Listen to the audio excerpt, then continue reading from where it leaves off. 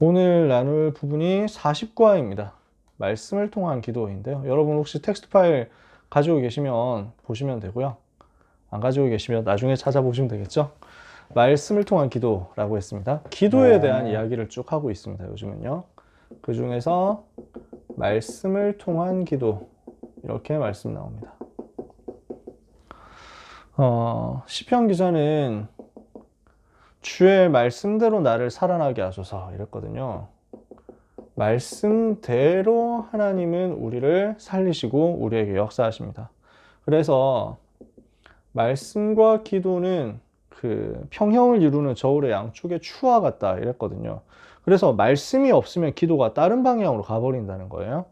그러니까 말씀과 기도가 균형이 안 맞아지면 어떻게 되냐? 이상한 데로 흘러가는 거죠. 말씀과 기도가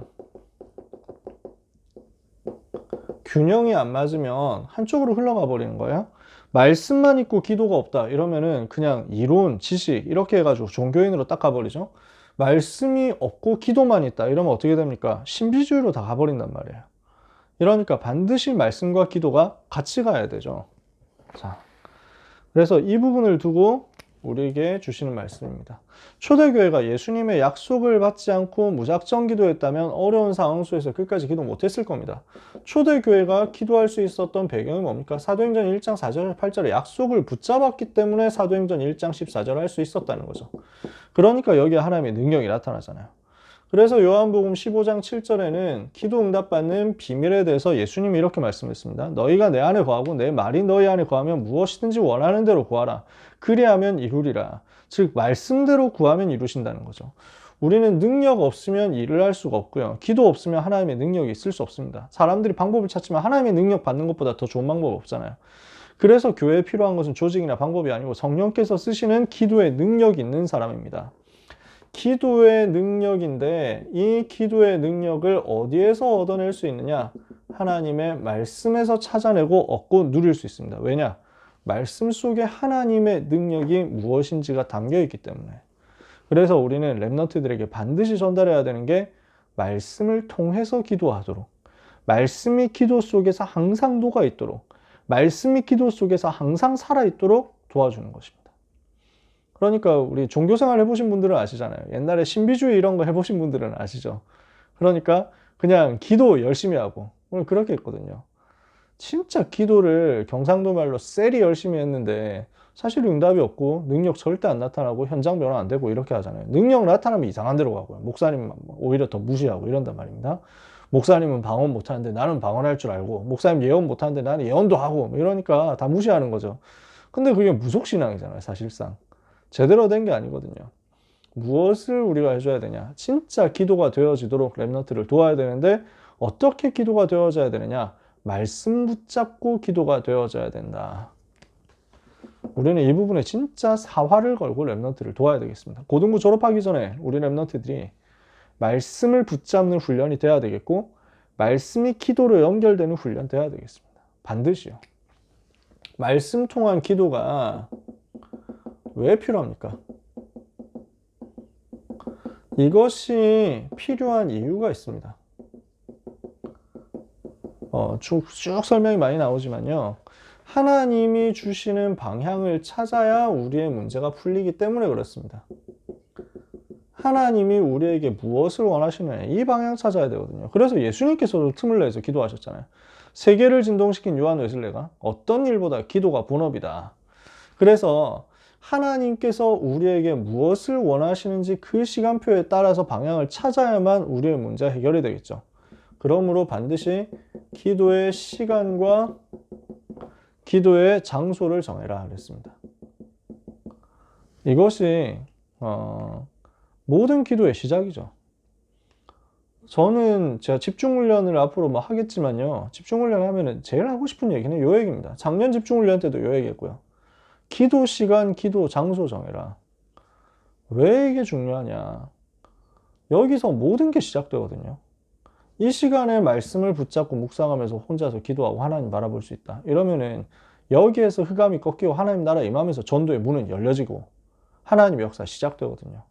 그래서 반드시 이 부분 정해가지고 혼자 있는 시간을 누릴 수 있도록 만들어줘야 됩니다.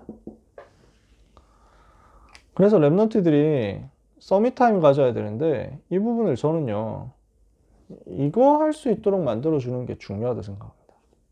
서밋타임이 우리가 모여서도 하지만 모여서 할 때 분명히 능력 나타나겠죠.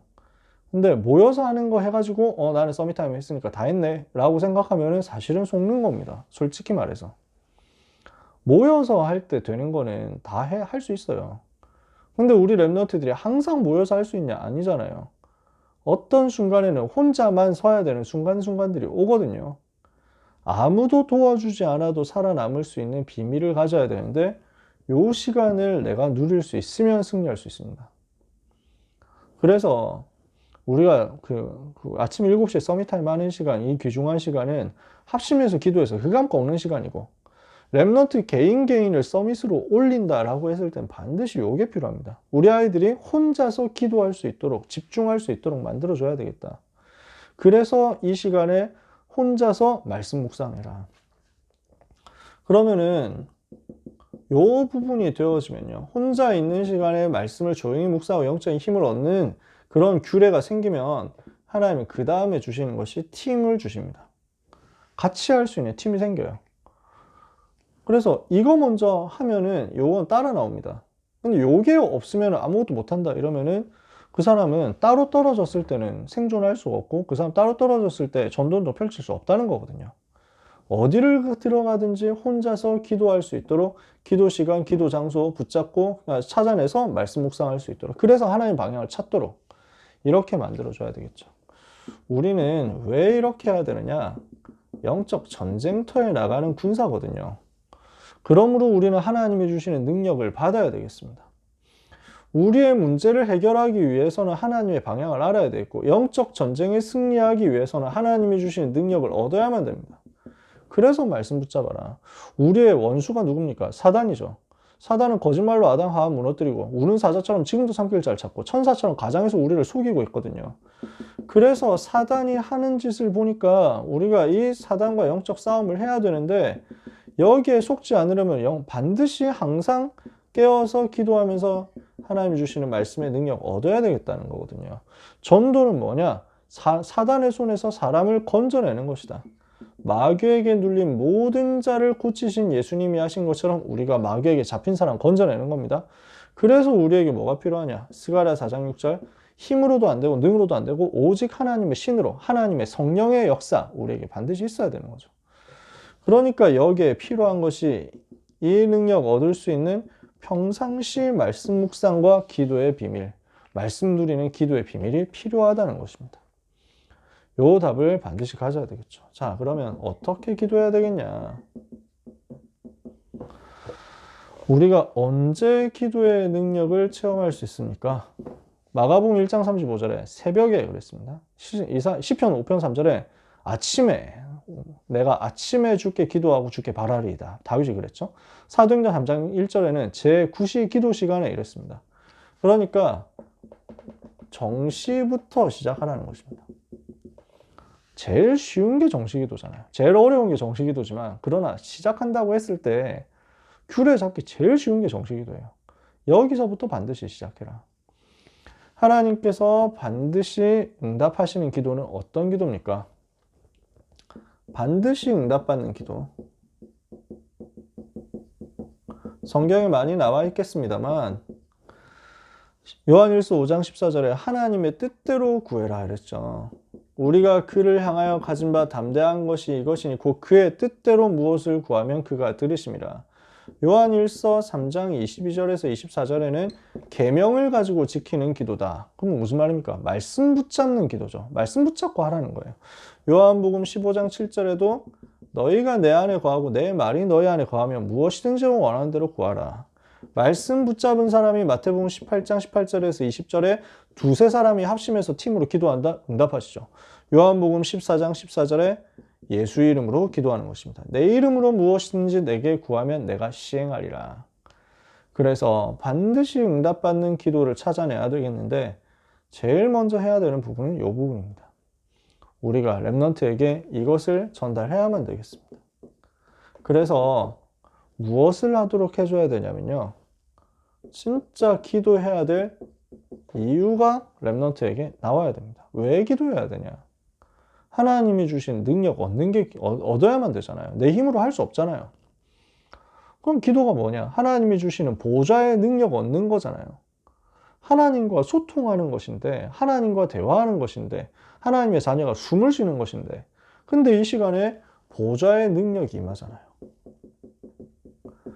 엄청난 영적인 과학이 이 시간에 누려지는 것입니다. 이것을 깨달았다면요, 기도의 바른 제목을 정하게 되어 있습니다.